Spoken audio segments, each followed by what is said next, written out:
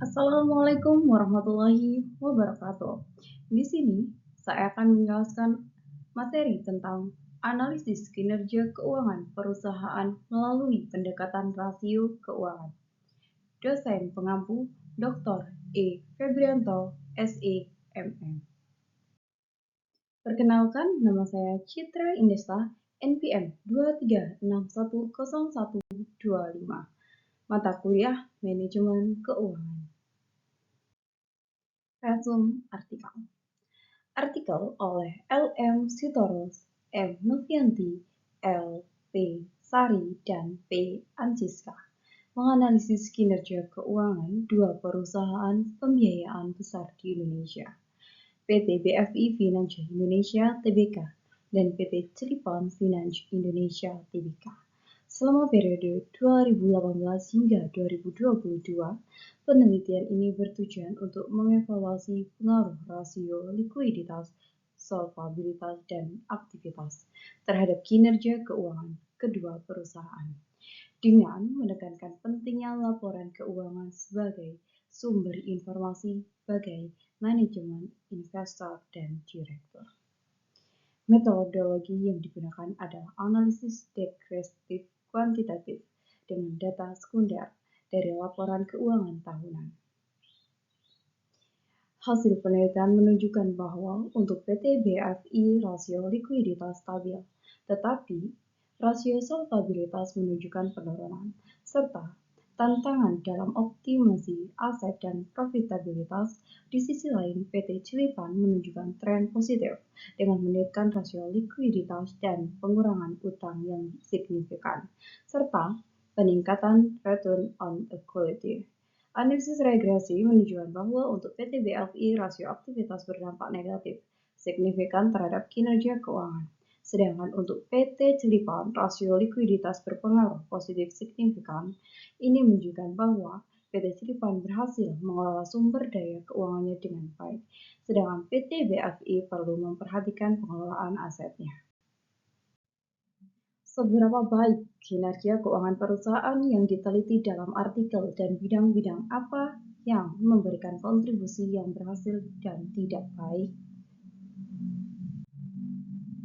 Jadi, kinerja keuangan PT Cilegon Finance Indonesia Tbk lebih baik dibandingkan PT BFI Finance Indonesia Tbk antara 2018 sampai 2022.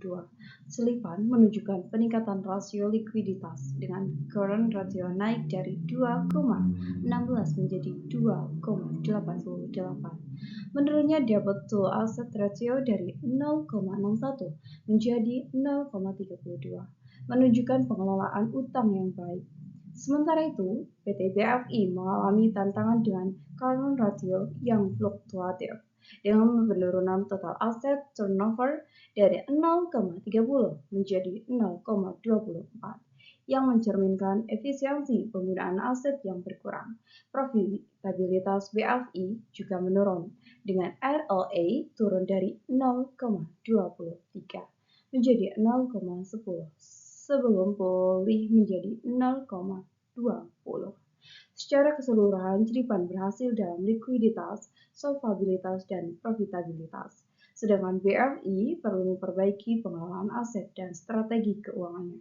Untuk meningkatkan kinerja, kedua perusahaan harus beradaptasi dengan perubahan pasar dan mengembangkan strategi yang lebih efektif. Apakah kekuatan dan kelemahan posisi perusahaan?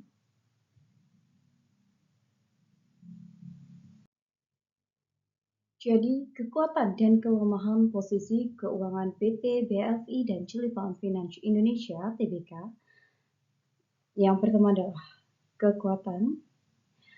Stabilitas likuiditas. PT BFI memiliki current ratio stabil antara 2,06 hingga 2,67, menunjukkan kemampuan baik dalam memenuhi kewajiban jangka pendek. Sedangkan PT Cilegon mengalami peningkatan current ratio dari 2,16 menjadi 2,88, mencerminkan pengelolaan kewajiban jangka pendek yang lebih baik. Yang kedua, perbaikan solvabilitas.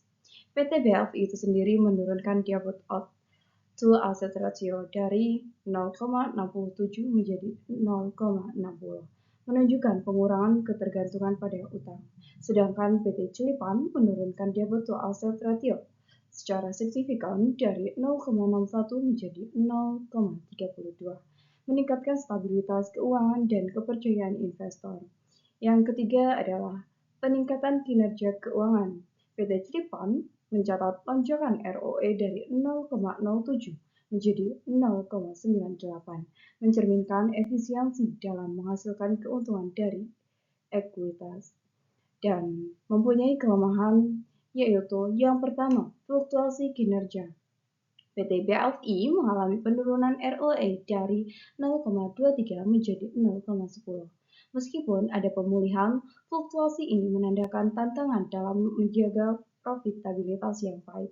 Yang kedua adalah kendala dalam pengelolaan aset. PT BFI itu sendiri mencatat penurunan total aset turnover dari 0,30 menjadi 0,24, menunjukkan tantangan dalam memaksimalkan penggunaan aset. Sedangkan PT Cilipan memiliki total aset turnover yang stabil tetapi tidak tinggi, mengindikasikan perlunya peningkatan efisiensi penggunaan aset. Perubahan apa yang harus diambil untuk memperbaiki kinerja keuangan pada masa yang akan datang? Jadi, perubahan itu sendiri yang harus kita ambil adalah untuk memperbaiki kinerja keuangan pada masa yang akan datang. Yang pertama, optimalkan manajemen likuiditas, tingkatkan pengelolaan arus kas dan persediaan. Yang kedua adalah restrukturisasi utang, tinjau utang dan tingkatkan modal sendiri. Yang ketiga adalah investasi dalam teknologi, automatisasi proses untuk efisiensi. Yang keempat, pelatihan karyawan, kembangkan keterampilan dan produktivitas. Yang kelima adalah diversifikasi produk dan pasar. Kembangkan produk baru dan eksplorasi pasar. Yang keenam, pengelolaan risiko. Identifikasi risiko dan gunaan asuransi. 7. Tetapkan KPI, monitor dan evaluasi kinerja secara rutin. Yang kedelapan adalah komunikasi transparan, yaitu bangun hubungan yang jelas dengan investor dan kreditor. Yang sembilan ialah riset pasar, yaitu pahami tren dan kebutuhan konsumen. Baik, sekian. Wabillahi taufiq wal hidayah. Wassalamualaikum warahmatullahi wabarakatuh. Terima kasih.